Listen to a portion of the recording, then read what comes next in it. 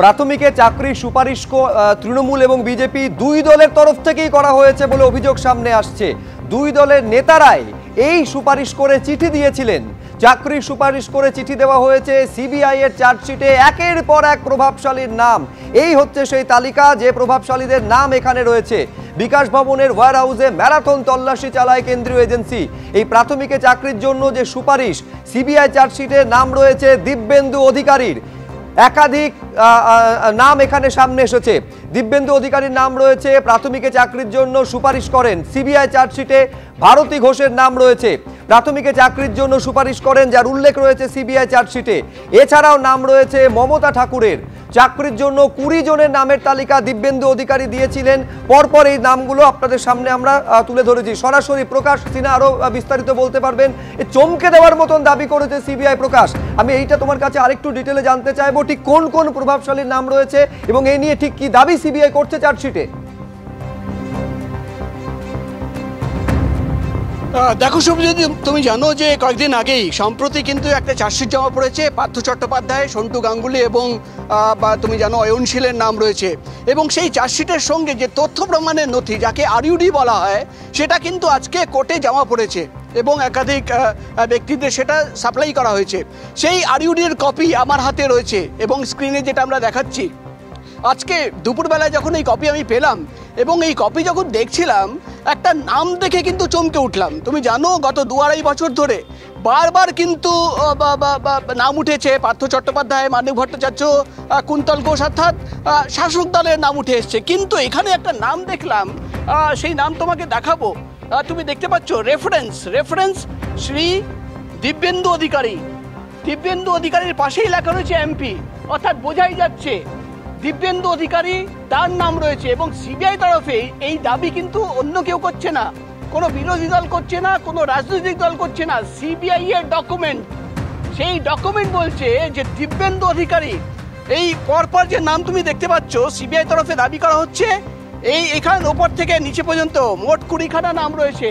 এই 20টা নাম দিব্যেন্দু অধিকারী পাঠিয়েছিলেন চাকরির জন্য, অর্থাৎ যে বেআইনি চাকরি দেওয়া হয়েছে, সেই বেআইনি চাকরি দেওয়ার জন্য যে রিকমেন্ডেশনের চিঠি পাঠানো হয়েছিল, সেই রিকমেন্ডেশনের চিঠি কিন্তু এই দিব্যেন্দু অধিকারী এই নাম সহ পাঠানো হয়েছিল।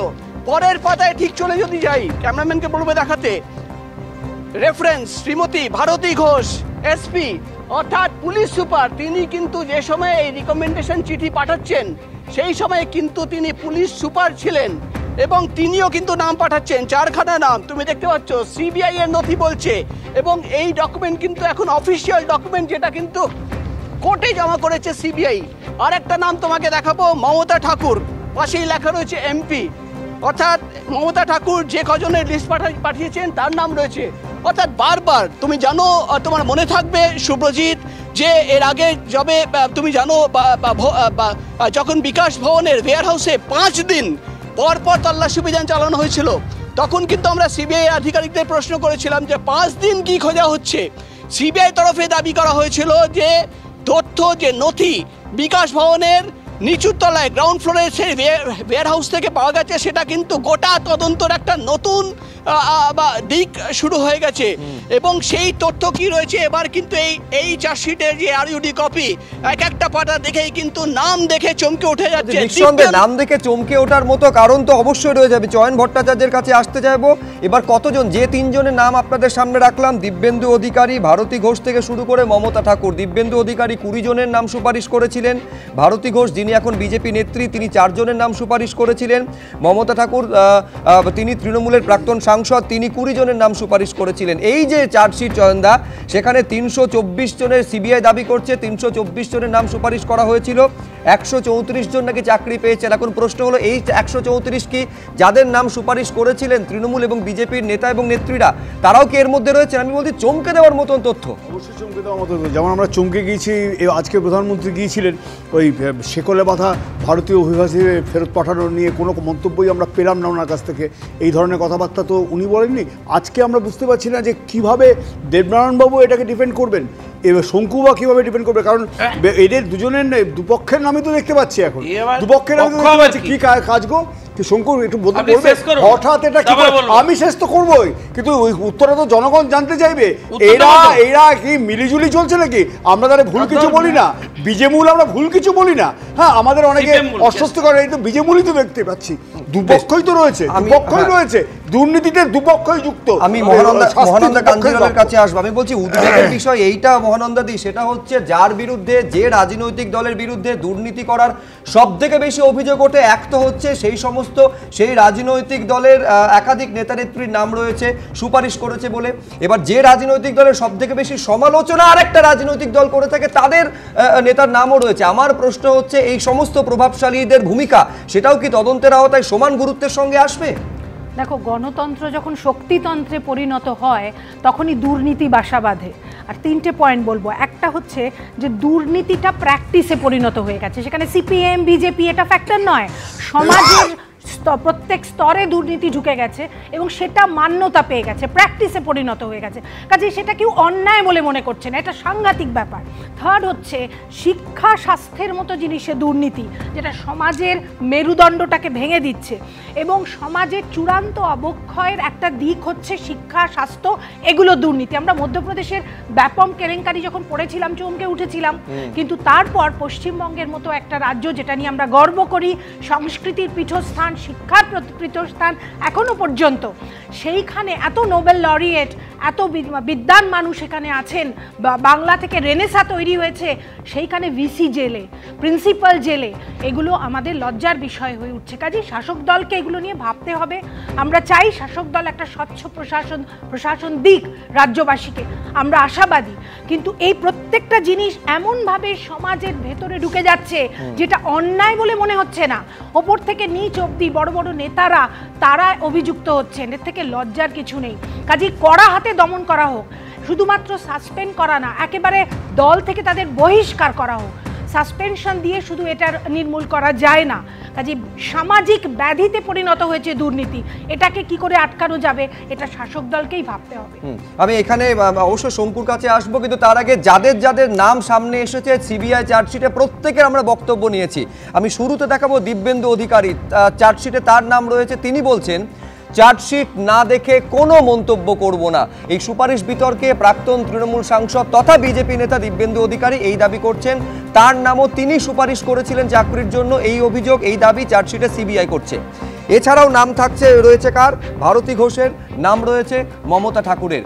এইবারে এই নিয়ে কে কি বলছেন? ভারতী ঘোষ, তার সঙ্গে আমরা কথা বলেছিলাম, তিনি বলছেন যে চাকরি নয়, একজনের পরীক্ষা কেন্দ্র বদলের জন্য সুপারিশ করেছিলাম। আমি দেখাবো শুরুতে ভারতী ঘোষের সঙ্গে এই নিয়ে ফোনে যখন কথা বলেছি আমরা, তার কি বক্তব্য দেখুন।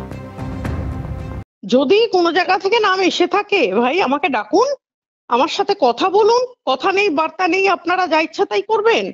চাকরি জীবনে বহু মানুষের বহু উপকার করেছি, কিন্তু আমি সমস্ত কাজ কিন্তু আইনের গণ্ডির মধ্যে থেকে করেছি। কিন্তু আমি অনেক ভাবলাম, যখন সকালে খবরটা পেলাম, অনেক ভেবে দেখলাম যে বিষ্ণুপুর থেকে একটা মেয়ে এসেছিল, তার মিদনাপুরে সেন্টার পড়েছিল, কিন্তু সে বাঁকুড়া বিষ্ণুপুর সেন্টার চেয়েছিল। তার বাড়িতে কে একজন খুব অসুস্থ ছিল, তখন হয়তো আমি লিখে থাকতে পারি বা বলে থাকতে পারি, কিন্তু তার জন্য মানুষের উপকার করতে গিয়ে চার্জশিটে নাম ঢুকিয়ে দেবে, এটা তো ভাবিনি কখনো। তো আমি বলবো সিবিআই কে যে কাম আউট ক্লিন, যা আছে ভাই বের করুন না সবার সামনে, একটু দেখি বুঝি। একটা নাম ঢোকাচ্ছেন, রেপুটেশনে একটা দাগ লাগানোর চেষ্টা করছেন, করবেন না, করবেন না। ভারতী ঘোষ কাউকে ভয় পায় না, জীবনে ভয় পায়নি, এখনো ভয় পায় না। আর এইবার আপনাদের সামনে রাখবো মমতা ঠাকুর, তৃণমূল কংগ্রেসের প্রাক্তন সাংসদ, তার নামও কিন্তু সিবিআই চার্জশিটে রয়েছে। তার সঙ্গে কথা বলেছিলাম, তিনি বলছেন এসব কিছুই জানি না, পুরোটাই চক্রান্ত, অন্যায় কাজে যুক্ত নই। মমতা ঠাকুর কি বলছেন দেখুন। প্রথম কথা হচ্ছে, এই ধরনের কাজ আমি করিনি এবং আজ পর্যন্ত আমি করার চেষ্টাও কখনো করি না। তার কারণ হচ্ছে, আমি চাই যে সততা নিয়ে আমার জীবনের প্রথম লক্ষ্যই হচ্ছে সততা। আমি চাই যে যদি এরকম কোনো কিছু হয়ে থাকে, সিবিআই তদন্তটা হোক। তার কারণ হচ্ছে, আমার যে সততা, তাকে বিভিন্নভাবে তাকে কলুষিত করার জন্যই আজকে সেই কাজ তারা করার চেষ্টা করছে। আমি মনে করি এটা কারা করছে, সিবিআই কারা পরিচালনা করে, যে রিপোর্ট জমা দিয়েছে সেটা নিয়ে কি বলবেন? সে দেখা যাবে। সেটা আমার কাছে তো সেটা তো ধোঁয়াশায়িত নয়, আমি তো সেটাকে কোনো কিছুই আমি জানি না। এবার সেখান থেকে আমার কাছে কোনো কিছু রিপোর্ট আসেনি। আমি বলছি যে আমার সততা নিয়ে, কেন 26-এর সামনে ইলেকশন, এবং বিভিন্ন জায়গায় যেভাবে আবার মতধর্মের যারা আজকে আমরা তারা আজকে ব্যাক করছে, বিভিন্ন জায়গায় তারা ব্যাক ফুটে আসে, তারা চেষ্টা করছে যে যাতে কিভাবে হোক মমতা ঠাকুরকে কিভাবে দমানো যায়। আর আমরা চাই যে এটাকে নিয়ে সিবিআই যখন করছে এটা তদন্ত হওয়া উচিত। আমি চাইছি সেটা তদন্ত হোক। এই চাকরির জন্য আপনি কোনো নাম রেকমেন্ড করেন? না না না না না না, আমি কখনোই কোনোদিন এরকম কাজ আমি করতেই করিই না আমি কোনোদিন এটা নিয়ে। মূল বিষয় হচ্ছে শঙ্কু, এই সুপারিশ করার জন্য সুপারিশ অনুযায়ী চাকরি হয়েছে। তৃণমূল কংগ্রেস গোটা দুর্নীতির সঙ্গে ওতপ্রোতভাবে জড়িত, অভিযোগ বারে বারে তোমরা করেছো। আমি বলছি সেই অভিযোগ সমানভাবে তো এবার বিজেপির ক্ষেত্রেও লাগু হচ্ছে। আচ্ছা, প্রথম কথা হচ্ছে যে যাদের বিরুদ্ধে এই অভিযোগ আনছেন আপনারা হঠাৎ করে রেডি করে না, এটা আমাদের নয়, সিবিআই সিবিআই নাকি এনেছে তদন্ত করে। আমার বক্তব্য হচ্ছে এই ঘটনায় তাদের একবারও স্টেটমেন্ট নেওয়া হলো না, এক। দুই, সে তদন্তকারী সংস্থা। আমি আবার তোমাকে সংশোধন করে দিচ্ছি, এটা পুলিশ নয়, আরে আমার কথাটা শেষ করতে দিন। চার্জশিটের কপি, আরে ভাই আমার চার্জশিটে লিখুন না, তার মানে তো জেনুইন ইনভেস্টিগেশন হয়েছে, তারা কাগজ পেয়েছে দিয়ে দিয়েছে। ভাই তারা প্রত্যেকে যাদের নাম বলছেন তারা প্রত্যেকে জনপ্রতিনিধি ছিল, তাদের কাছে লোক এসে বলেছে, তারা লিস্ট বানিয়ে পাঠিয়ে দিয়েছে। তো বলেছে ভাই একটু দেখে দিও, সবাই করে এরকম 200টা চিঠি পাঠায়। তো তাদের যদি তারা যদি ষড়যন্ত্রে যুক্ত থাকতো তাহলে তাদের এগেনস্টে অ্যাকশন নিতে পারলো না কেন সিবিআই? তারা যে 20টা নাম পাঠিয়েছে তাহলে 20টা লোকেরই চাকরি হলো না কেন? ফলে আপনাকে বুঝতে হবে না, সেটা তুমি এখানে হলফ করে কি করে বলছো যে 20টা লোকের প্রত্যেকে চাকরি হয়েছে? এই 324 জনের 134 জন চাকরি পেয়েছেন। আমি তোমাকে বলছি তার মধ্যে বিজেপি নেতার বা তৃণমূল নেতার করা সুপারিশ করা তারা চাকরি পায়নি, তুমি জানছো কি করে? না হলে আপনি জানছেন কি করে? না, আমি জানছি না, তো আমি প্রশ্ন করছি, তুমি কি করে হলফ করে বলছো যে তারা চাকরি পাননি? আমিও তো ভাই প্রশ্ন করছি, আমি কাউকে জাস্টিফাই করছি না। তদন্তের মতো চলেছে, তারা যা পেয়েছে দিয়েছে, আদালত যা করবে দেখা যাবে। কিন্তু আমার প্রশ্ন হচ্ছে যে যদি লোক ষড়যন্ত্রে লিপ্ত থাকতো তাহলে ও 300টা নাম দিয়েছে, 300টা লোকেরই চাকরি হতো। একজন জনপ্রতিনিধির কাছে লোক আসে, তারা নামের লিস্ট করে পাঠিয়ে দিয়েছে।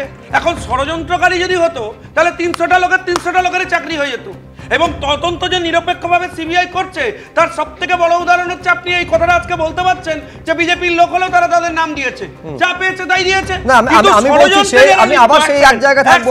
সুপারিশের ভিত্তিতে যদি যোগ্যের পরিবর্তে একজন অযোগ্য চাকরি পায় অবশ্যই সেটা দুর্নীতি, এবং সেই দুর্নীতি তদন্তে সিবিআই শেষ পর্যন্ত তৃণমূলের নেতার পাশাপাশি বিজেপি নেতার বিরুদ্ধে সমান তদন্ত করবে কিনা এইটা নিঃসন্দেহে আমাদের দেখার বিষয় থাকবে। আমি দেবনারায়ণ সরকারের কাছে আসবো। আমি বলছি দিব্যেন্দু অধিকারী থেকে শুরু করে ভারতী ঘোষের যেমন নাম রয়েছে, দেবনারায়ণ দা, মমতা ঠাকুরেরও নাম রয়েছে। এবার তো সঙ্গত কারণে অনেকে প্রশ্ন তুলতে শুরু করবেন যে করাপশন ইন দ্য সিস্টেম আর করাপশন ইজ দ্য সিস্টেম।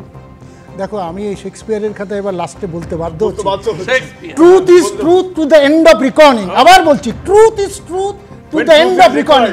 শেষ বিচারে শেষ বিচারে সত্য সত্যই হোক। আমার কথাটা বল, শেষ বিচারে সত্যটা সত্য বেরিয়ে আসুক, এটা আমি চাই। তাতে যদি মমতা বলা হয়, দিবেন্দু অধিকারী হোক, ভারতী ঘোষ হোক, যেই হোক না কেন, আমি চাই let the truth come out, let the truth come out. না না, আমি কাউকে বলবো না, তোমার থাকতে পারে, প্রমাণ করতে হবে, সিবিআই কে প্রমাণ করতে পারে whether it is whether আর যদি অন্য না বড় না একমত যে চার্জশিটে দাবি করেছে সিবিআই সেটা কিন্তু প্রমাণ করতে হবে। এখন দেখার বিষয় এই প্রভাবশালীদের, আমি শুরুতে যেটা বলছিলাম, তদন্তের অ্যাম্বিটের মধ্যে, তদন্তের বৃত্তের মধ্যে প্রত্যেক প্রভাবশালীকে সিবিআই আনবে কিনা, আমাদের সেদিকে নজর থাকবে। আপাতত আলোচনা এই পর্যন্ত।